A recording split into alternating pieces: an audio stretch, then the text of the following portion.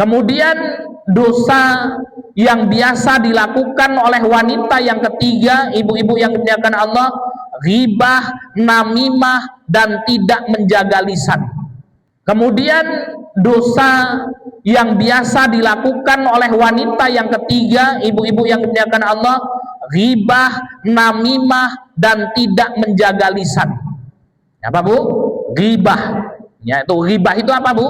Ngata-ngatain saudara kita, ya, yang apabila kemudian saudara kita mendengar, ya, perkataan kita tentangnya, saudara kita itu tidak suka, itu namanya ghibah, ya.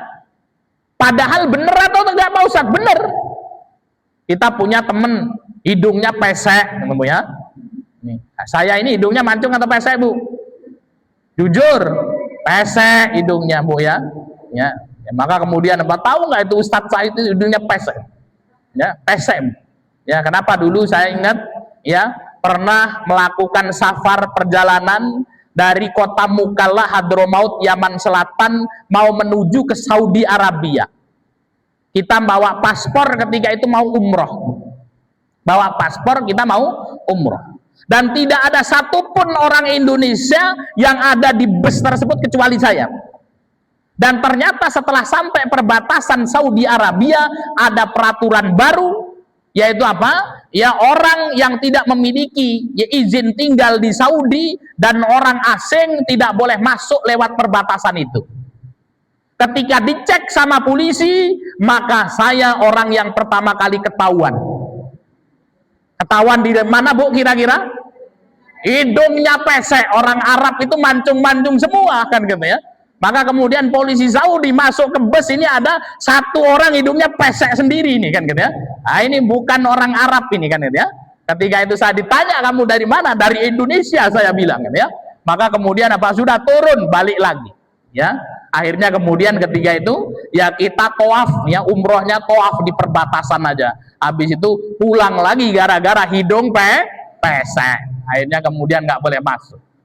Ya, maka ghibah ini ibu-ibu yang dimuliakan Allah Subhanahu wa taala, ada Pak Ustadz itu tahu nggak, hidungnya pesek luar biasa kan.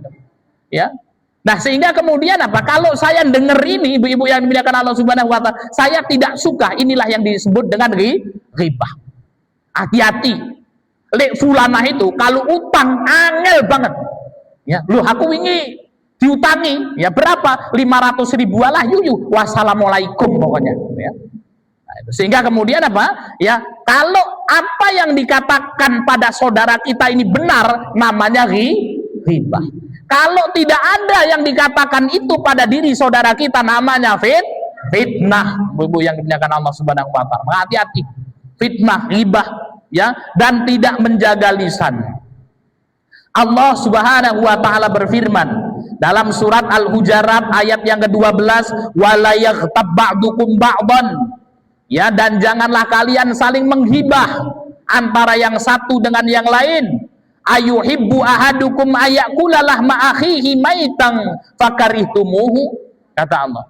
Apakah kalian suka memakan bangkai saudara kalian sendiri? Ya, tidakkah kalian merasa jijik dengan itu?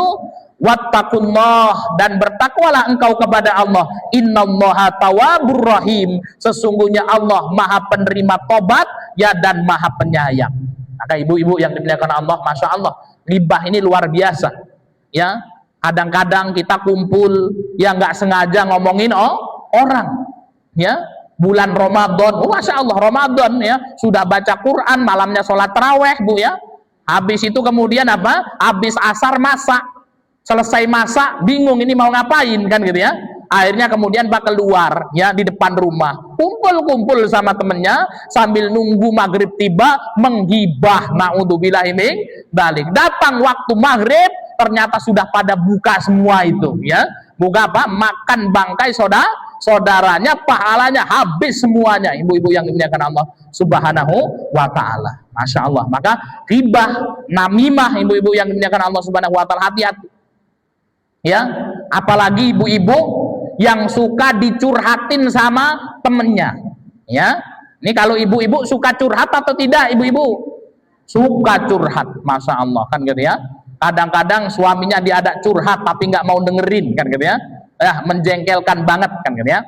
Bu, ya kalau suatu hari ibu-ibu ya mendapatkan curhatan dari temennya, maka hal yang harus kita lakukan adalah kemudian apa? Biasanya kalau curhat itu yang baik-baik atau yang buruk-buruk sih, Bu? Hah? Curhat, Masya Allah saya baru beli mobil 5 dan lain sebagainya, bukan curhat. Biasanya kalau orang curhat karena ada masalah, anaknya nakal lah, kan gitu ya, suaminya pelit lah, kan gitu ya, akhirnya kemudian curhat. Yang dengerin ini sebelum curhat, ya, saya mau curhat tapi jangan ngomong-ngomong ya. Nah, bisa ada nggak Bu kayak gitu ya? Tapi jangan ngomong-ngomong ya. Oh ya, aman pokoknya, kan gitu ya. Akhirnya teman kita curhat.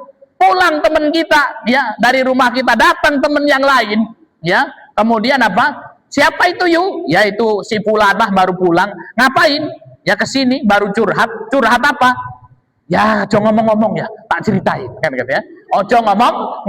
Akhirnya kemudian apa diceritain.